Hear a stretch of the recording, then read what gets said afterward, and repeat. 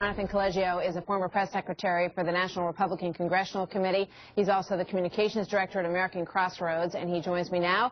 Doug Schoen is a former pollster for President Bill Clinton and a Fox News contributor. Jonathan, let's start with you. Is this a fair fight?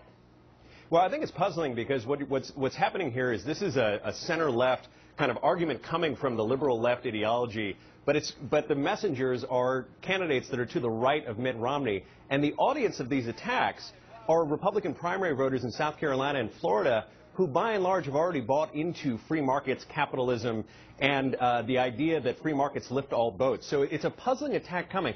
It would surprise me if it worked, and it would not surprise me if we saw them lay off these attacks over the next week. Yeah, they're not laying off them right now. They both have come out in the past 24 hours and said that they are committed to pursuing this line of attack on Mitt Romney. And I want to show everybody at home, because we now have this 28-minute-long documentary that is put out by the Super PAC that supports Newt Gingrich, $3.4 million into this thing, and they're going to play it as a whole. They're going to break it up into little pieces, and the folks in South Carolina are going to be extremely familiar with this next piece of video. Take a look.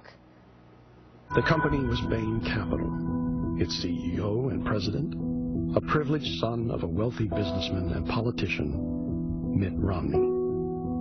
He had a Harvard pedigree, and he was on a tear, making spectacular returns, stripping American businesses of assets, selling everything to the highest bidder, and often killing jobs for big financial rewards.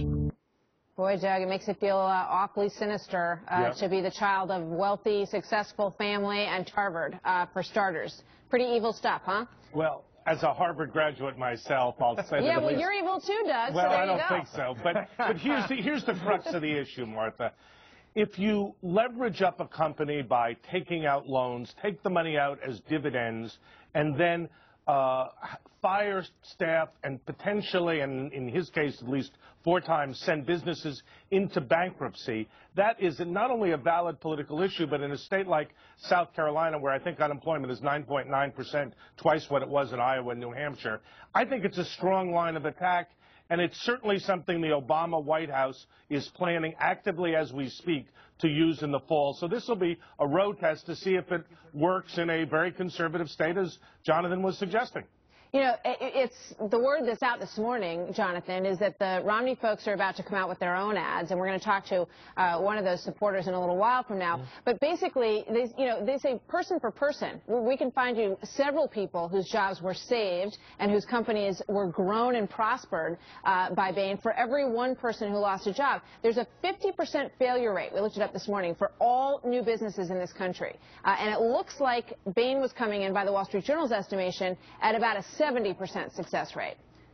Yeah, I mean, what's really, really interesting about this is that it's kind of like what Paul Harvey used to say, the rest of the story. What Doug said is true. You are going to be able to point to layoffs, but for every ad and piece of mail that the Obama administration sends out about somebody that was laid off, Romney and his campaign, assuming that he's the nominee, will be able to push back with their own ads showing somebody that was saved by Bain Capital because the business was rescued. The other thing that's not being talked about here is that Obama and the Democratic National Committee have taken more than $119,000 in contributions from Bain Capital executives over the last 2 years. So if this is really a difficult, if they're really saying that Bain is bad, I tend to think that what you're going to end up with is a partisan Rorschach test, where voters are going to look at this, and if they're predilected to vote for Obama, his ads are going to resonate with them, and if they believe in free markets, the Romney ads are going to resonate with them. All right, one more quick thought, Doug.